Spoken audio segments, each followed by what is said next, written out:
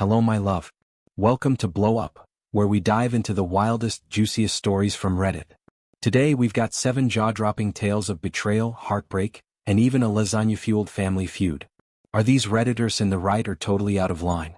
You decide. Grab your popcorn, hit that like button, and let's jump into the chaos.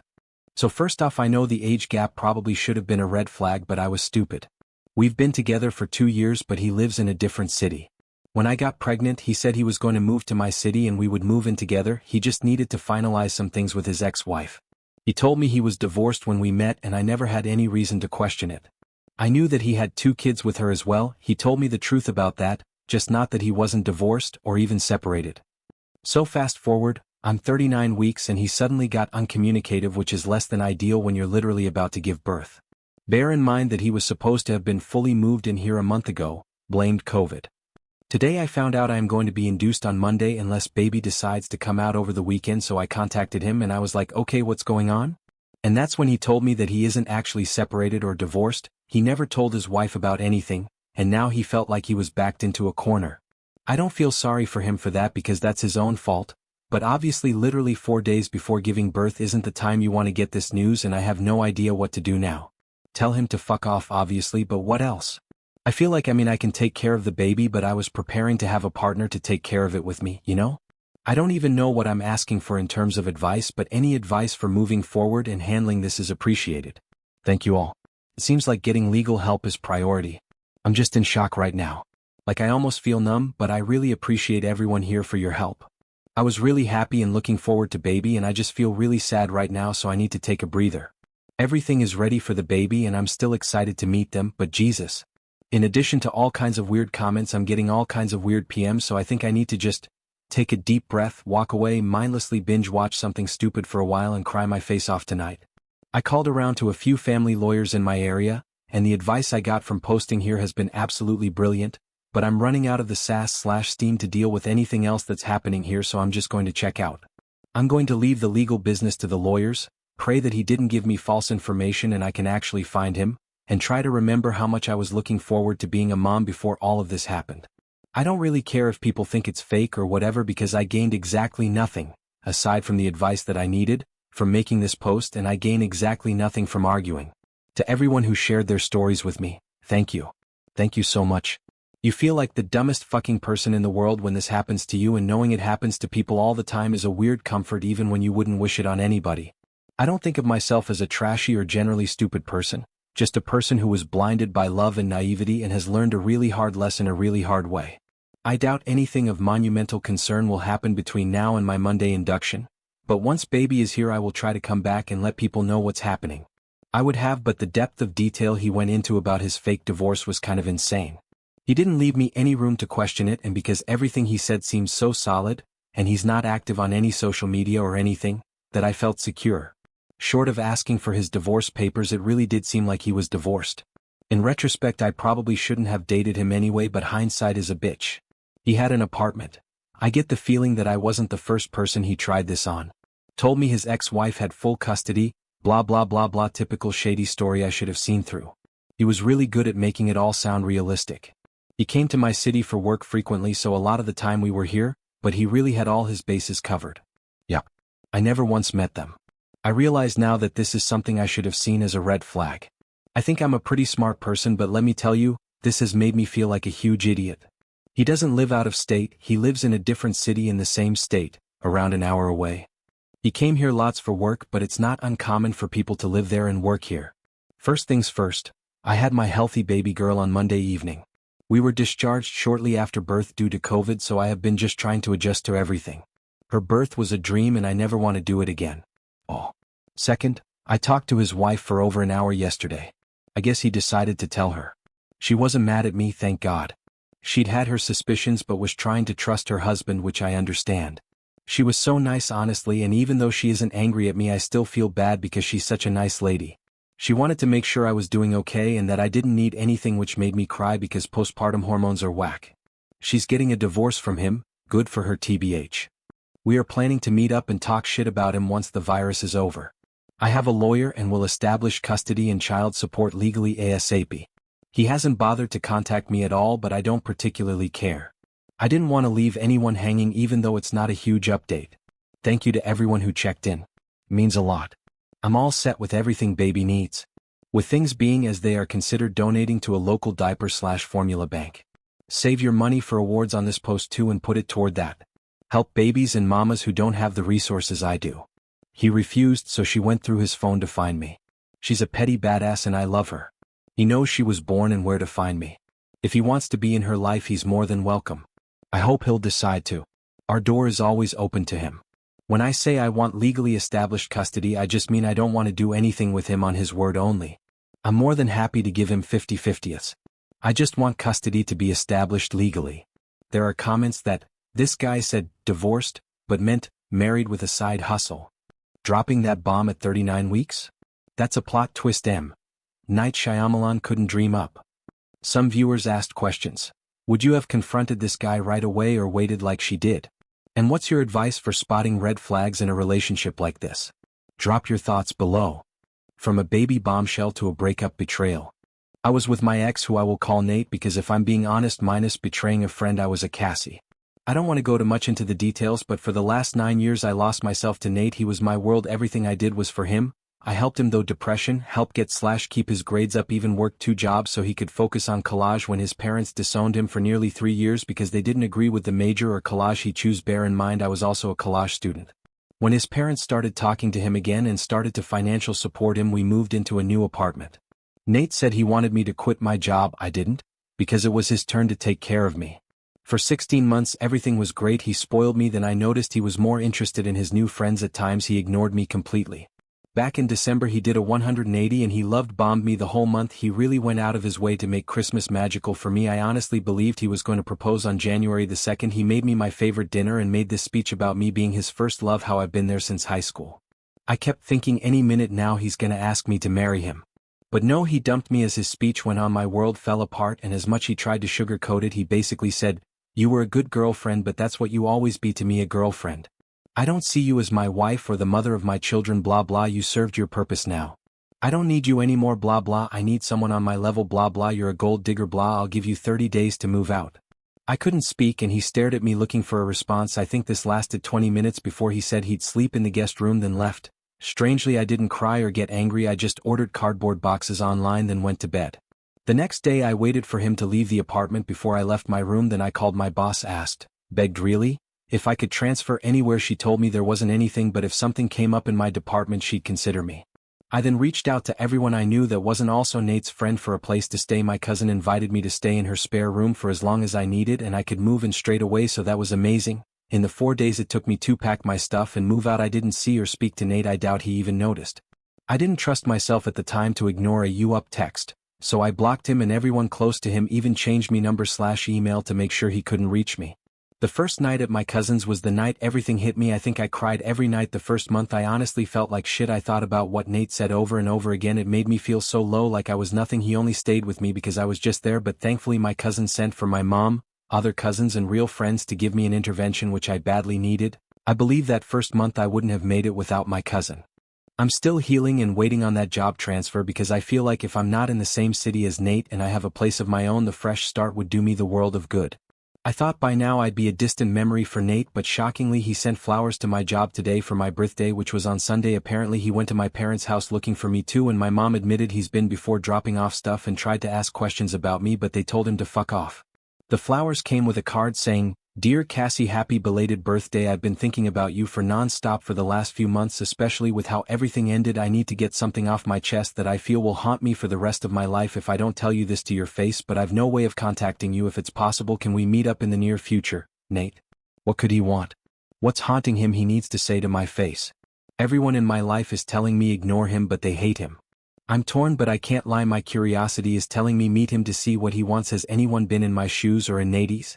April 9th, 2025, next day. He came to my work today looking for me during lunchtime. I told the receptionist say I was out and caught a ride home with a coworker so I wouldn't met him if he planned to run into me by accident. April 14th, 2025. So we ended up meeting, and no, I didn't go to him. I had told the receptionist at my work if he came looking for just say I'm out for the day after he showed up once. I didn't want the drama of him around my job.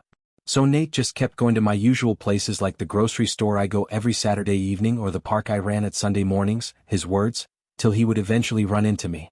And he did yesterday. He was waiting at the coffee shop I go to after my morning run.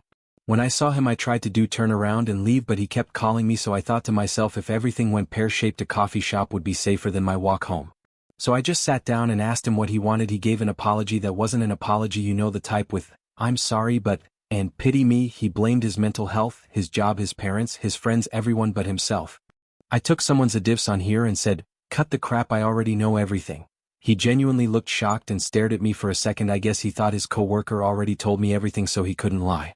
Here's what really happened. He fell for a girl in his office. When he told me her name I knew her immediately. I've met her a few times. He told for the last 2 years he idolized her. To be fair, she's beautiful with an amazing personality, and he hated me because I was the one stopping them from being together because his coworker was too classy to be a side piece. When he broke up with me he confessed to her that he was madly in love with her and he ended a 9-year relationship to be with her. Well, here's where it gets funny. She doesn't even like him at all. She called him a piece of trash and told him if he ever spoke to her outside work she'd report him to HR.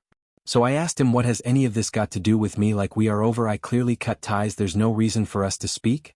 He wants to try again. Promised we'd get married before the year ends, that we belong together. I told him no, I'm nobody's second choice. He threw me away after 9 years and said some pretty cruel things to me, and now he thinks if he snaps his fingers I'll come running back. He tried to beg and fake tears, bringing the good times in our relationship. I told him please leave me alone as he wasted too much of my time already. I texted my cousin to meet me at the coffee shop. He kept saying nonsense, even suggested if I went to couples counseling for a few months, he'd leave me alone. The 20 minutes it took for my cousin to arrive felt like 20 years. In the end I just stopped listening and stood at the counter making small talk with baristas till my cousin arrived. She told him to fuck off, and if he tried to follow us she'd call her brothers. He stayed in the coffee shop as far as I know, and we just went home. That's it. It's only been a day, but I feel like it's over and I'm free of him. Editor's note: marked as concluded because OOP met with her ex, which was the initial question. Editor's note 2, to reiterate, this has not been posted here before. This sub has a 7-day waiting period and that period has just passed. You may have seen it on the other sub with a similar name, in the wild, or on Looking for a Post, which is on this sub. There are comments that Nate thought he could dump her, chase a coworker, get rejected, and then slide back like nothing happened? Sir, this ain't a rom-com, it's a reality check. Some viewers asked questions. Would you have met Nate to hear him out or kept him blocked forever? What's your take on exes trying to crawl back after a brutal breakup? Share below. From a shady ex to a sneaky roommate. I, 19F, live in an apartment with 2 other girls and for the most part it's chill. Except one of them, let's call her Kayla, has this habit of eating everyone's food, then pretending she didn't. Like, girl, it's not a ghost eating my hot Cheetos. At first I was nice about it. I'd label my stuff, gently remind her, even offered to split groceries once. She always hit me with, OMG my bad, I thought it was mine. But this girl doesn't even buy hot Cheetos, like ever. So last week I got fed up and bought a little lockbox for the pantry and put all my snacks inside. Petty? Maybe. But I work and pay for my own groceries. I'm not feeding a freeloading gremlin.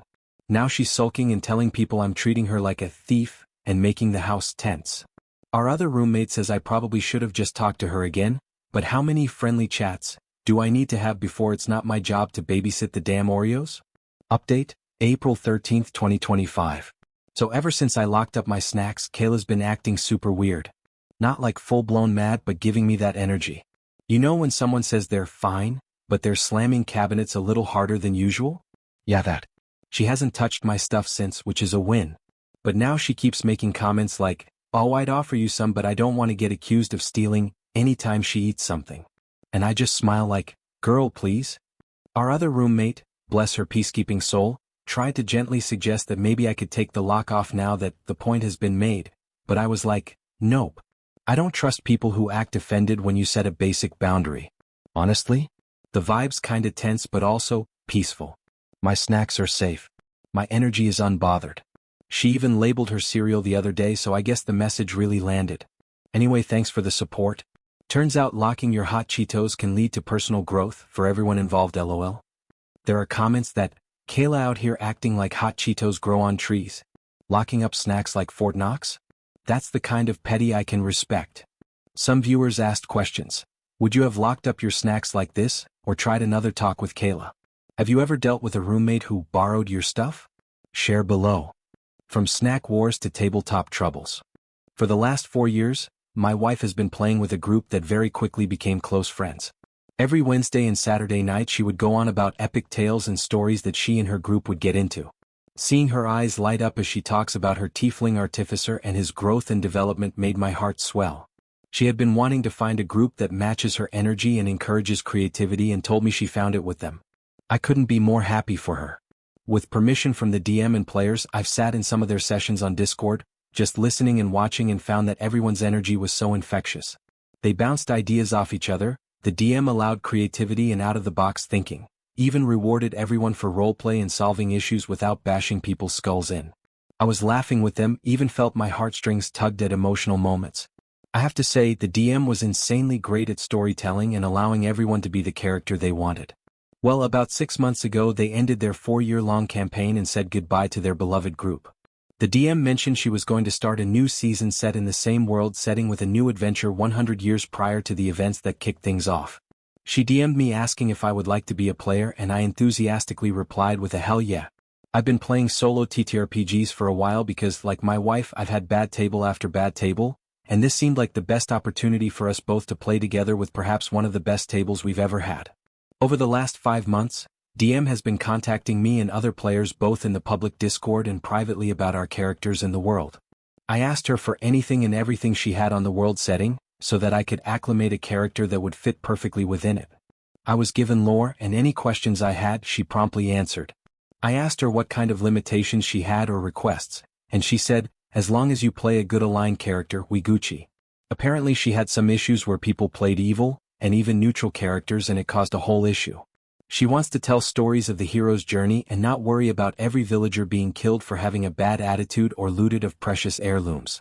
When I believed I had a good idea of what to expect, I created my character. We shared our character concepts like personalities, a bit of our backstories, classes, that sort of thing. There were so many unique traits that we all had, and it was looking like it would be diverse and amazing. The DM wanted us to have a few secrets in our backstory that we wouldn't share with the other members of the group, making for character surprises in-game. She did this in her last session and they loved it, giving them moments to discover about each other and some crazy roleplay scenes.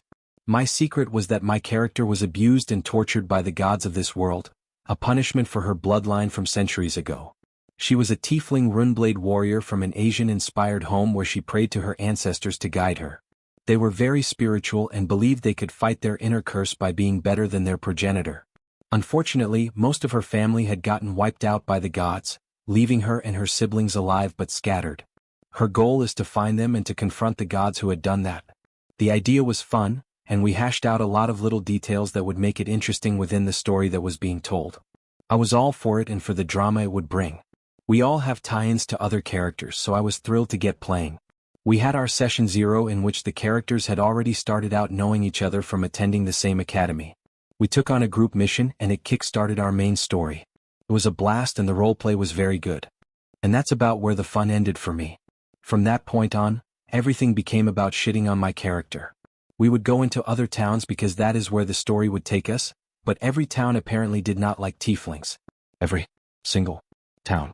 We went to a place with humans and immediately they refused to work with the group because they don't associate with cursed blood.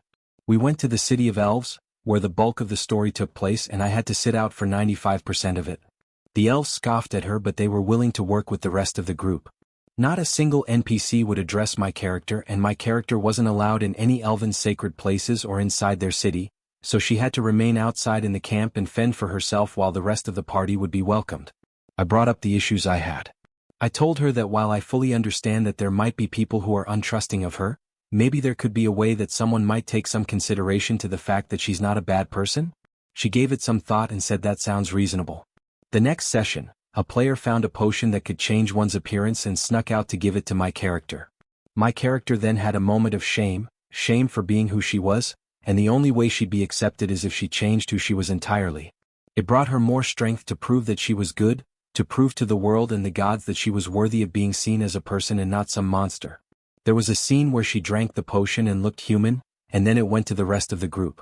The group had a moment in which they were involved with the elven children that lasted most of the entire session.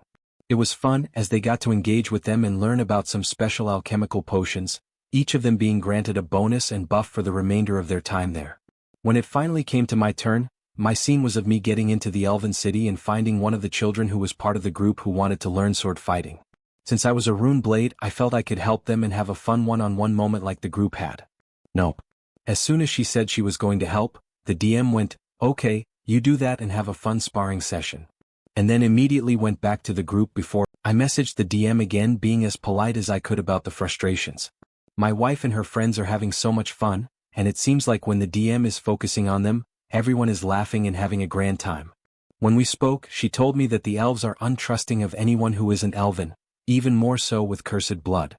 I told her that there was an orc in the party who had a violent history and the elves seemed perfectly fine with them, but somehow my character who had been atoning for their curse for several generations prior is seen as more untrustworthy? She explained that's just the way things are, but that's what my character was fighting for. I told her it wasn't fun to not be included in the group activities, and that I was feeling left out because of this. I asked if I could change the whole cursed bloodline plot and opt for something else, or just re-roll, and she said not to worry about it because she had a whole story built in for it and it would all make sense when we get there. It only got worse from there. Several more sessions in, the characters had been guided by the elves to a ruined city where we were supposed to find out what happened. I picked up a relic and it burned me, which I had to take 11 radiant damage and had a permanent -1 to my strength score until I could get it cleared through some unknown means. My wife's character picked up the relic with a cloth and was blessed with light and had gotten a permanent +1 to her intelligence stat.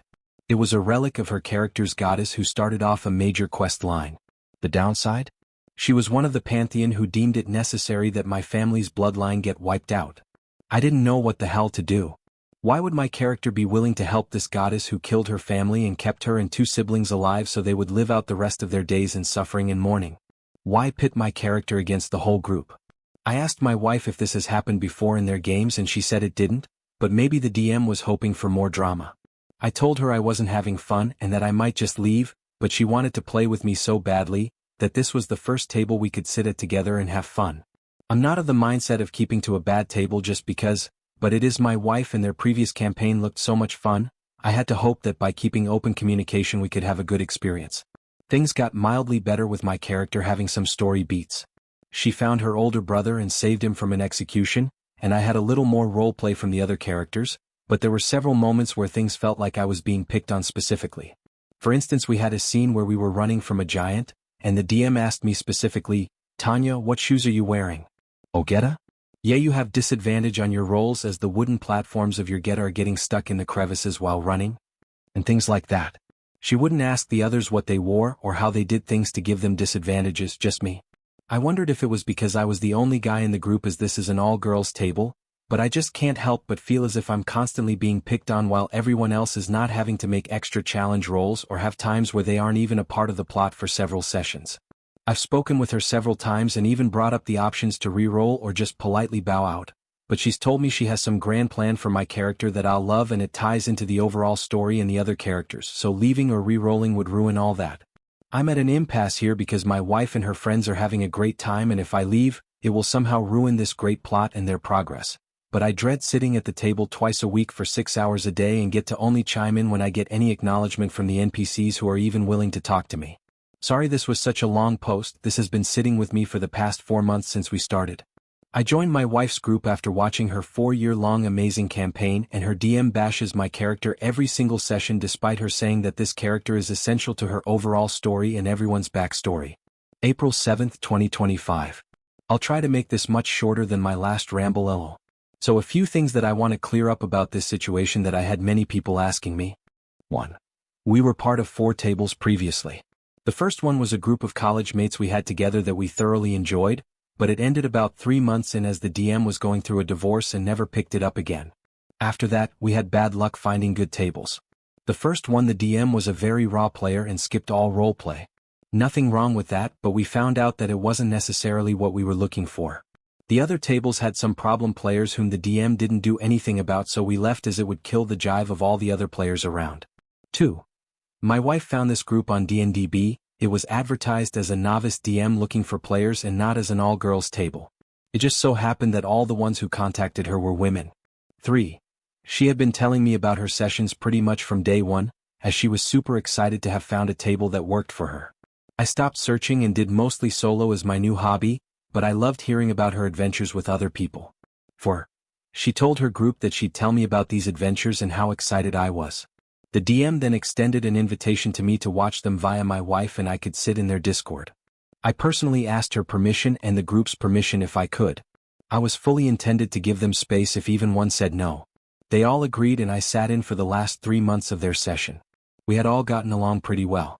5. At the end of their campaign, DM told me that they were going to start a new one up a few months after that ended, and asked if I wanted to make a character. I was excited to join since they all seemed really chill, and asked if that was okay with the group. Everyone agreed and were very welcoming. 6. I came to the DM with a different storyline than what we decided on. She liked my idea but wanted to add a little flavor with the scenario between the gods of that world, saying that it fit a vision she had for the story. She didn't tell me what that vision was, but from what I saw she was a great storyteller and I'm very flexible and can play into whatever she drums up for me. I did not know that this vision would then have me out of the game for almost all the social RP stuff. Sure, she came in handy for the mechanics and during fights, but any kind of RP with NPCs or main story plot was non-existent. 7. It wasn't always bad, just during big roleplay moments and some strange rolls that I had to make, but there were moments I had fun. It just wasn't the majority of it. I stuck through because my wife enjoyed me playing with her, and the group always seemed outwardly friendly. I was really trying to give it a shot. Now for the update. I talked it over with my wife and she understood how I felt. She admitted she was in a hard place because she loved this group so much and it was the first time she felt like she could express herself, but also play in a game with me that was reminiscent of our first group. She agreed that we would have a one-on-one video chat with the DM privately and discuss any possible ways to make this fun for us all. I even said that if she was going a certain way to give me some info and I can play up to it. What I basically got was, "I'm sorry you feel that way and can't handle some confrontation within game." My wife explained that confrontation is one thing, but I wasn't given a fair shot to prove myself. She, DM, was not happy and said if I didn't want to play in her game, I can hang out with the boys and do my own thing. Right then and there I got my answer and politely said she's right. I thanked her for her time and said that I'd be leaving. I told her she had full access to my character and whatever plan she wanted for her, and she thanked me before we ended the call. Shortly after that she kicked my wife and I out of the Discord and blocked us. I feel so bad for her, wife, because she was honestly hurt, but she said she stands by my decision. This happened Wednesday after our game and I know she's hurt. My heart breaks because I know she's hurt, but I told her she could take that same character and we could play a solo session together. DM wasn't happy that I discussed my issues and she told me to go play with the boys. She then kicked me and my wife from her game in Discord and blocked us. We're now rolling up a solo game to have fun our way. Also, thank you for all the support. I'm sorry I wasn't able to get back to a lot of you who reached out personally. We had a lot happen on top of all of this and needed to unplug for a bit to unwind. I am sincerely grateful for the encouraging messages I've received. Added 14/2025. Apparently the players found the thread and confronted the DM about this. They started DMing me and my wife for our side and confronted the DM.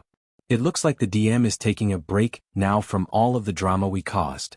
April 17, 2025. It's been a long and tiring week, but finally we have resolution to all of this mess. First of all, though all of this was unfortunate, I do not blame anyone for wanting or needing a women's only space. I have made it abundantly clear that I would not have joined if even one of them spoke up about being uncomfortable with me being there. I respect it, and if that were the main case like I truly believe it was, I would have been perfectly fine declining if the DM had messaged me and told me she did not want me to join. This was a lot of the players' first group with, and so they admitted that they didn't know that I was being treated unfairly, but that they thought I was just unlucky with the mechanics. They also said that they were so used to their group dynamic, that it was easy to get tunnel visioned when it came to including me in the story, and that they hadn't thought anything about it. To be fair, I don't blame this on them completely.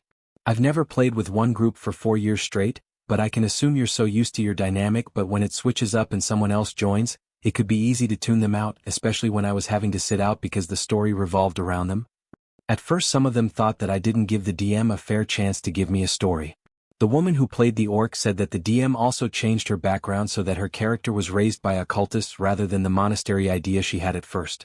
She said she enjoyed the new direction and it opened up a lot more angst story for her later. We had a bit of a debate about this, but ultimately they agreed that if I myself wasn't having fun with it, that I should have been able to change the story or be allowed to leave. I also asked the group about the reasoning for letting me join. I read a lot of comments here suggesting that my wife may have asked the DM, or that the DM felt pressured, and I wanted to better understand if she felt like she had to take me in despite how she felt.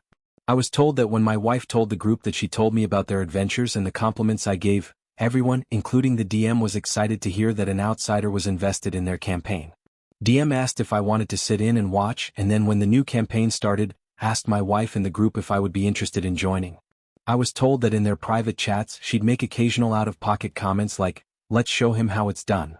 And, "I thought guys were supposed to be good at when I'd struggle in combat due to some of the extra difficulties placed against me." In the end, DM got mad after being confronted, disbanded the channel, and everyone got blocked, so now they're asking me if I'd run something for them. I personally am going to take a nice, long-needed break from this whole thing, but I won't be opposed to possibly doing something they can enjoy in the future. Hopefully I can exceed their expectations. There are comments that, "This DM turned into for one player. Booting the couple from Discord? That's a critical fail in social skills." Some viewers asked questions. Would you have stayed at this table as long as he did or bailed earlier? Have you ever had a bad experience like this? Share your tabletop tales below. From a